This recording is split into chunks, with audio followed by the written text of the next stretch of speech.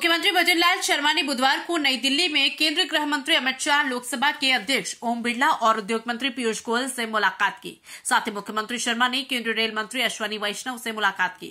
उन्होंने सभी नेताओं को राजस्थान की वर्तमान हालातों को लेकर चर्चा की। ऐसा माना जा रहा है कि राजस्थान से राज्यसभा से किसको उम्मीदवार बनाया जाए, इसको लेकर प्रारंभिक चर्चा भी की गई। ऐसी भी बात सामने आ रही है। फिलहाल तय नहीं हो पाया कि राजस्थान से किस नेता को राज्यसभा का उम्मीदवार भाजपा बनाएगी। 8 फरवरी को राज्यसभा चुनाव के लिए अधिसूचना जारी होगी और 15 फरवरी तक नामांकन दाखिल किए जा सकेंगे।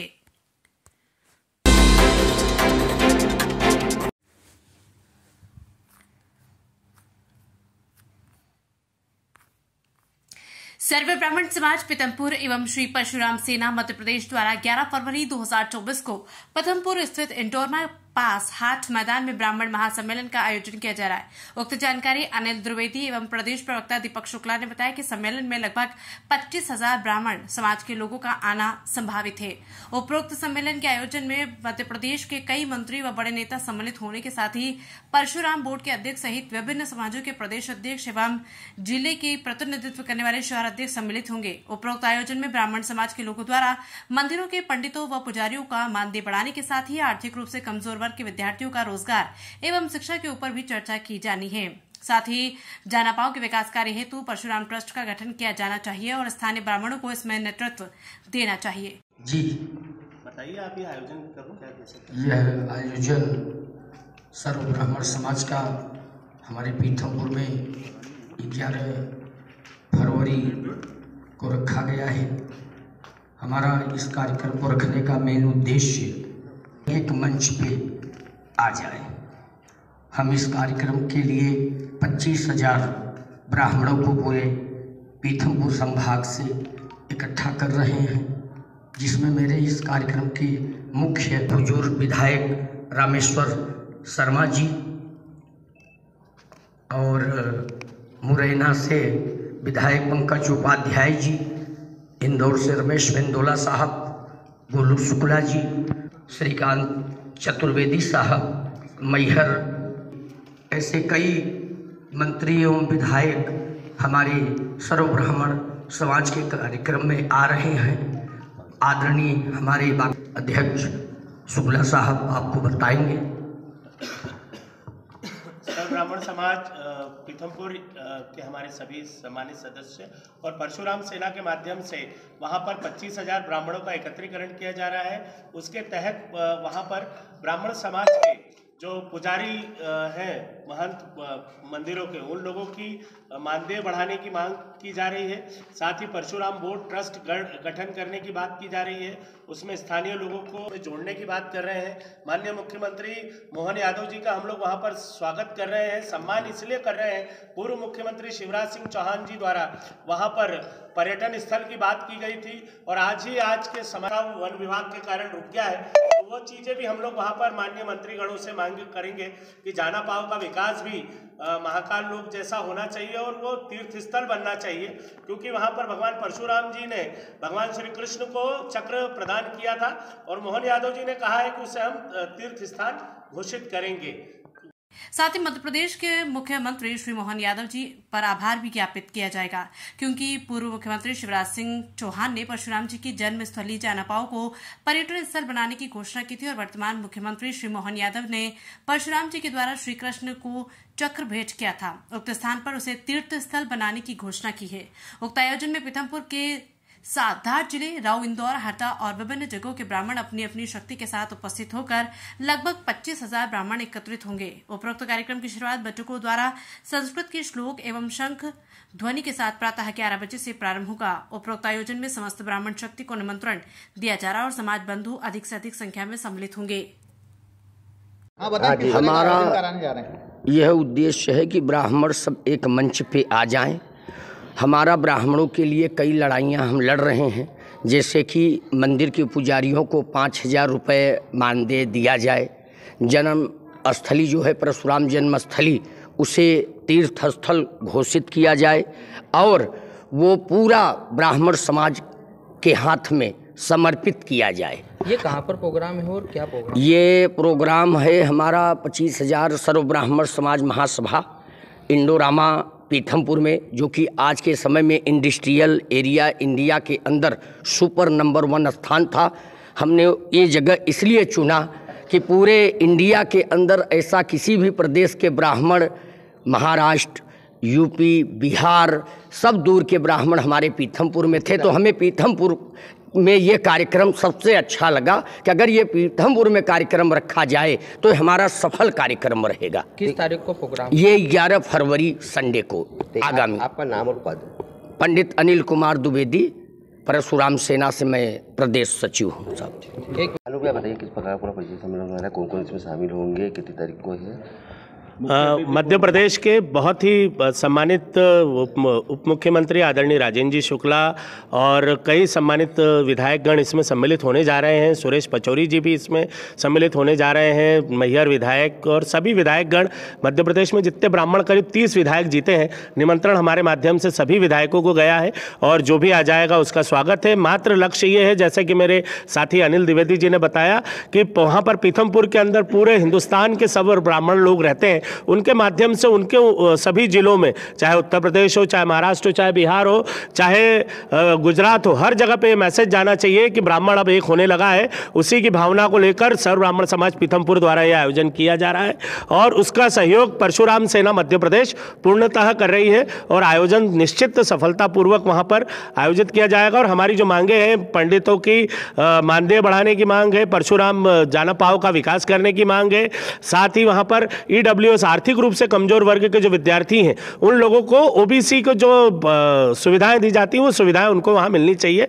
इन सब बातों को लेकर हम ये आंदोलन वहां पर ब्राह्मण एकत्रीकरण कर रहे हैं। राजनेता तो आ रहे हैं, साधु संत कहाँ से पधार रहे होंगे?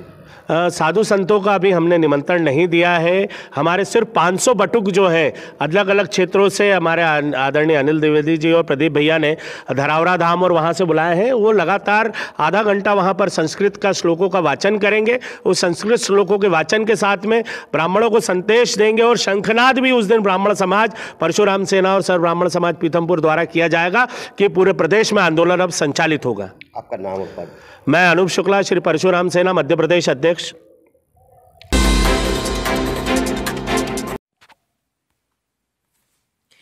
प्रति मंगलवार की तरह इस मंगलवार भी कलेक्टर कार्यालय में जन सुनवाई संपन्न हुई। इस जन सुनवाई में कलेक्टर श्री आशीष सिंह सहित अन्य अधिकारियों ने नागरिकों की समस्याएं सुनी और उनका मौके पर ही निराकरण किया गया। कलेक्टर श्री सिंह ने जरूरतमंदों को तात्कालिक आर्थिक सहायता उपलब्ध कराई। जन सुनवाई में आज दुर्गाबाई पति रमेश निवासी ग्राम अजनौर को इलाज के लिए 3,000 रुपए की आर्थिक मदद दी गई। इसी तरह खातून नबी और भगवंती बाई क्रमशः 5,000 और 3,000 रुपए मंजूर किए गए। एक अन्य जरूरतमंद कृष्ण कुमार को भी 5,000 रुपए की मदद की गई। जन सुनवाई में आज अपर कलेक्टर श्री गौरव बैनल, जिला पंचायत के मुख्य कार्यपालन अधिकारी श्री सिद्धार्थ जैन सहित अन्य अधिकारियों ने भी नागरिकों की समस्याओं को सुना। आज भी अधिकांश प्रकरण संपत्ति विवाद, घरेलू विवाद के थे। इनके निराकरण की समय सीमा तय कर अधिकारियों को सकारात्मक निराकरण के निर्देश दिए गए।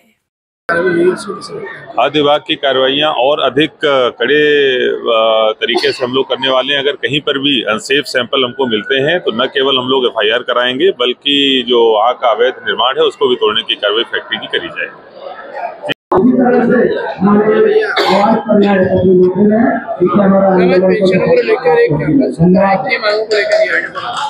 ये प्रमुख पेंशनर एसोसिएशन और जो विभिन्न और पेंशनर एसोसिएशंस हैं जैसे विद्युत मंडल और नगर निगम, उनके द्वारा ये ज्ञापन दिया गया है। इसमें जो छठे वेतन आयोग और जो 7वां वेतन आयोग है उनके जो बेनिफिट्स हैं वो पेंशनर एसोसिएशन और जो इनके सदस्य हैं उनको दिए जाएं और आयुष्मान भारत जो योजना है उसके लाभ के बारे में भी ये मांग की गई है। तो इस तरह से कुल 6 बिंदुओं पर मांग इनके द्वारा ज्ञापन में दी गई है, जो कि माननीय कलेक्टर महोदय के माध्यम से माननीय मुख्यमंत्री महोदय को भेजी जाएगी। कल्याणी पांडे, SDM बिचौलिया से। देखिए, जन सुनवाई में आज कई सारे जो आवेदक हैं वो आए हैं और जैसा कि हमेशा होता है कि कई सारे लोगों को मौके पर ही समस्या का समाधान दूरभाष पर संबंधित अधिकारियों को निर्देश देके किए गए हैं। कई सारे आर्थिक सहायता से भी प्रकरण से संबंधित भी आए हैं और उनको तत्काल रेड क्रॉस से आर्थिक सहायता भी करी गई है, प्रदान करी गई है। और इसके साथ साथ जो दिव्यांगों की जन सुनवाई है वो ग्राउंड फ्लोर पर वो भी करी गई है। हमारी जो एकल खिड़की है जो खासतौर पर दिव्यांगों के लिए हम लोगों ने पिछली बार स्टार्ट करी थी, वो भी भली भांति चल रही है। कोशिश करी जाती है कि सभी आवेदकों की मौके पर ही समाधान हो जाए, उनको दोबारा आने की आवश्यकता ना। महिला किन्नौर से आई थी, किसी नगर निगम ने उसका मकान तोड़ दिया बिना नोटिस दिए। जी हाँ, लेकिन नोटिस उनके द्वारा दिखाई गई है, नगर निगम के द्वारा नोटिस दी गई है, उसके बाद ही तोड़ने की कार्रवाई करी गई। प्रथम दृष्टया जो प्रमाणित हो रहा है, बाकी नगर निगम कमिश्नर को जांच के लिए भेजा गया। लगातार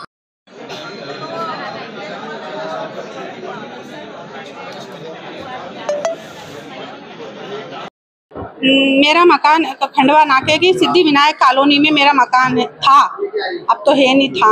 मतलब 200 से 300 घर बने हुए हैं वहाँ पे पहले से ही, और अभी करीबन 10 से 20 घर और बन रहे हैं।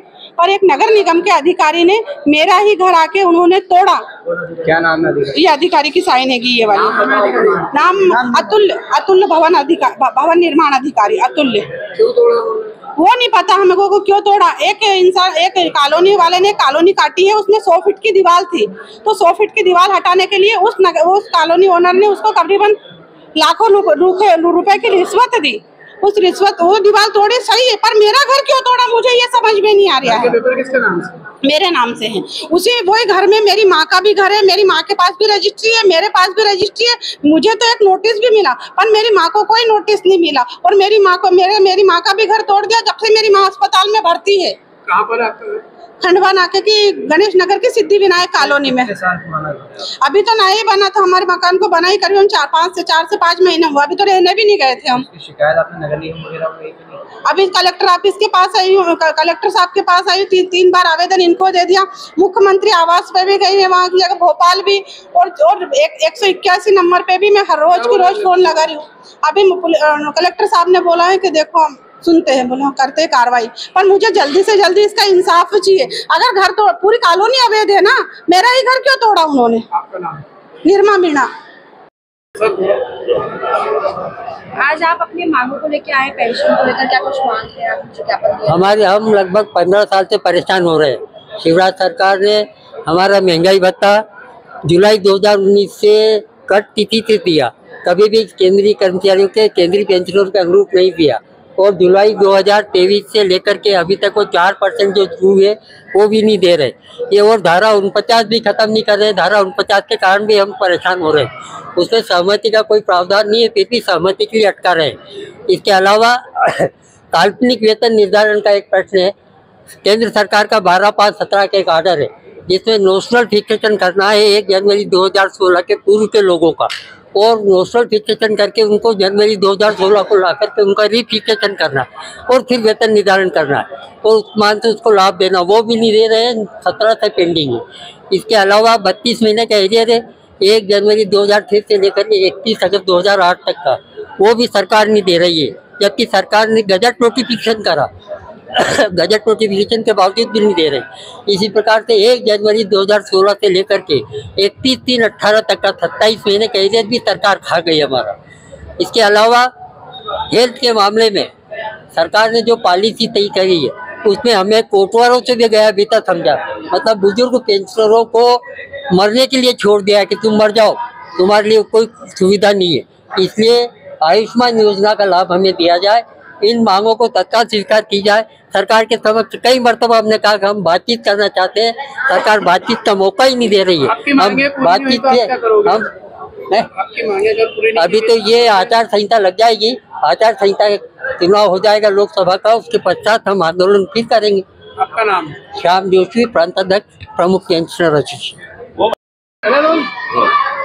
दीदी 3 महीने से आपको वेतन नहीं मिला है, इसके पहले भी आशा करता हूँ कोई समस्या रही है, आज दीदी आप कलेक्टर से मिलने आए। जी, जैसे कि आप मीडिया कर्मी हमेशा देखते हैं कि आशा कार्यकर्ता आंदोलन करती आई है काफी लंबे समय से। सैकड़ों की संख्या में ज्ञापन पूर्व मुख्यमंत्री जी को दिए, पूर्व कलेक्टर महोदय जी को दिए, पूर्व एसडीएम वगैरह को दिए, हमने सीएमएचओ को दिए, परंतु आज तक भी आशा कार्यकर्ता का कभी भी पूर्ण भुगतान जो कि वाउचर का बनता है वो आज तक नहीं दिया गया है। इसीलिए हम लोग आज जन सुनवाई में आने का हम लोगों ने संकल्प लिया, क्योंकि पिछले 4 महीने से हम लोग को जो कि राशि राज्य सरकार ने बढ़ाई है, 29 जुलाई 2023 को 4000 बढ़ाए थे, पिछले 2000 ऐसे करके 6000 रुपये राशि हमारी होती है, और हमारे जो इंसेंटिव वैसे वो वैसे के वैसे हमें देने के लिए कहा गया था। परंतु हम लोगों को जो बढ़ी हुई राशि है वो और जो पिछला 2000 है वो, उनमें से कभी एक साथ पैसा हमें नहीं दिया गया। 2000 कभी डाल दिए जाते, कभी 3000 रुपए डाल दिए जाते, कभी 500 रुपए डाल दिए जाते हैं। पूरी आशा कार्यकर्ताओं ने अपने बैंक स्टेटमेंट निकलवाए हैं। डिपार्टमेंट हम लोगों के लिए एक PDF शेयर कर रहे हैं कि आशा कार्यकर्ताओं को इतना इतना पैसा दिया जा रहा है। किसी PDF में किसी आशा का 20,000 दिखाया जा रहा है, किसी का 15,000 रुपए दिखाया जा रहा है, किसी का 30,000 तक दिखाया जा रहा है, परंतु वह राशि ना आज तक किसी आशा कार्यकर्ता के खाते में आई है और ना डिपार्टमेंट ने दिया है। पिछले 3 महीने से 2-2 हजार रुपए दिए जा रहे हैं। पिछली 7 मदों की राशि जो दी जाती है राज्य सरकार की ओर से, वह राशि भी नहीं दी जा रही। कहा जा रहा है बजट नहीं है। पिछले जुलाई से लेके अभी तक ये लोग सिस्टम में अपडेट कर रहे हैं, अपडेट करके हमें 4 महीने डिले करके हमें पैसा दिया गया है, परंतु अभी 2-3 महीने से सिर्फ 2,000 रुपए डाल दिए जाते, फिर 4,000 रुपए डाल दिए जाते और 7 मदों की राशि उसमें नहीं दी जाती है। किस प्रकार से आप सहयोग करेंगे? नहीं, अब हम लोग का जब खुली तौर पे डिपार्टमेंट का ये कहना है, और जब हमारी ज्वाइनिंग हुई थी कि भाई आपका हर काम के बेस पे एक अलग से इंसेंटिव दिया जाएगा, जब हमें किसी भी काम का पैसा नहीं दिया जाएगा तो हम चुनाव की ड्यूटी हो, चाहे हमारे समुदाय में किसी तरह की ड्यूटी हो, वो हम क्यों करेंगे। उसी तरीके से आशा कार्यकर्ता को आजकल सभी काम ऑनलाइन करवाए जाते हैं। NCD पोर्टल हुआ, आयुष्मान कार्ड बनाने का काम हुआ, यूविन पोर्टल पे काम कराने का हुआ, परंतु डिपार्टमेंट ना तो हमें नेट बैलेंस देता है, ना किसी आशा कार्यकर्ता के पास एंड्रॉइड फोन है अच्छी तरीके से कि वो काम कर सके। जबकि यह आयुष्मान कार्ड जो बनाने का जो कार्य आशा कार्यकर्ता का नहीं है, यह भी प्रेशर देके हमसे करवाया जा रहा है। हम ये डिपार्टमेंट से और मुख्यमंत्री महोदय जो नवनिर्वाचित है उनसे निवेदन करना चाहते हैं कि आशा कार्यकर्ता की सुध ले। हमारा पैसा नहीं दिया जा रहा है तो हमारे बच्चों का भरण पोषण कैसे करें, उनको कैसे शिक्षित करें। और हम लोगों का ये 4 महीने से सिर्फ 2-3 हजार रुपए कभी कभी डाला जाता है। दिसंबर माह का पेमेंट अभी फरवरी को 2,000 रुपए आए हैं, किसी के 2,500 रुपए आए हैं, 4,000 ऊपर के नहीं आए हैं। मैं आशा कार्यकर्ता आशा उषा आशा सहयोगी एकता यूनियन C2 की प्रदेश अध्यक्ष कविता सोलंकी। इंदौर से सरफराज खान की रिपोर्ट।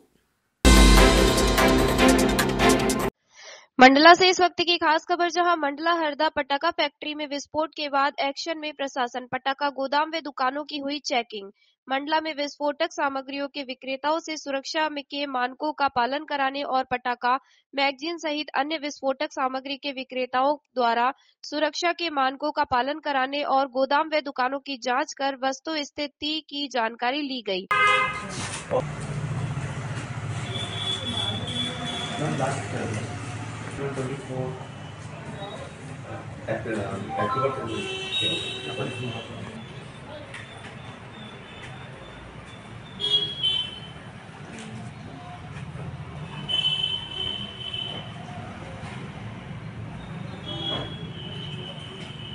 बाद में मुसीबत होगी फिर अपनी।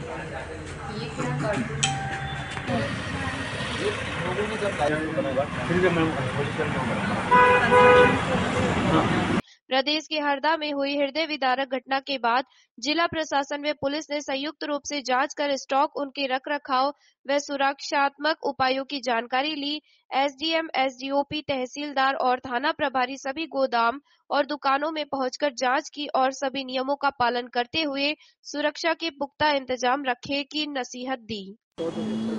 मंडला में 3 बड़े गोदाम हैं जिन पर SDOP मंडला, SDM मंडला, कोतवाली थाना और तहसीलदार साहब की मौजूदगी में तीनों गोदाम और 3 फुटकर दुकानें हैं, उनकी चेकिंग की गई है। अभी जो वर्तमान में घटना घटी है उसके संदर्भ में माननीय मुख्यमंत्री जी के निर्देश हैं, इस संबंध में ये कार्रवाइयाँ की जा रही हैं और ये चेक किया जा रहा है कि नियमानुसार ये दुकानें या गोदाम सही ढंग से काम कर रहे हैं, इसमें स्टॉक जो रखा गया है सही ढंग से रखा गया है, इसमें सुरक्षात्मक उपाय किए गए हैं नहीं किए गए हैं, इन संबंध में इसकी जांच की जा रही है। बड़ी खबर झालावाड़ से, जहां फर्जी पुलिस अधिकारी बनकर श्रद्धालुओं को लूटने का प्रयास करने वाले आरोपी चोर को ग्रामीणों ने पकड़ा और आरोपी को पुलिस ने किया गिरफ्तार। झालावाड़ जिले के उपखंड क्षेत्र मनोहर थाना क्षेत्र के प्रसिद्ध धार्मिक स्थल कामखेड़ा बालाजी के यहां दर्शन करने आने जाने वाले श्रद्धालुओं की कानों की बालियां चुराने वाला फर्जी पुलिस अधिकारी बनकर के लोगों की कानों की बालियां चुरा कर ले जाने वाला शातिर चोर खुरी चौराया पर ग्रामीणों ने पकड़ा। चोर के 2 साथी और भागने में कामयाब हुए। खुरी चौराहे के आसपास के ग्रामीणों ने कामखेड़ा पुलिस को सूचना देकर चोर को पुलिस के सुपुर्द किया। मनोहर थाना अकलेरा क्षेत्र के बीच में कई जगह ऐसी घटनाएं कर चुके हैं। फर्जी पुलिस अधिकारी बनकर वाहनों को रुकवा कर कानों की बालियां चुराते थे। चोर मध्य प्रदेश भोपाल निवासी शहादत हुसैन पुत्र फतेहुल्ला खान ईरानी बताया जा रहा है। कामखेड़ा थानाधिकारी ने बताया कि चोर के साथ 2 आरोपी और थे। कामखेड़ा पुलिस ने मुकदमा दर्ज करके दोनों आरोपियों की तलाश जारी की है।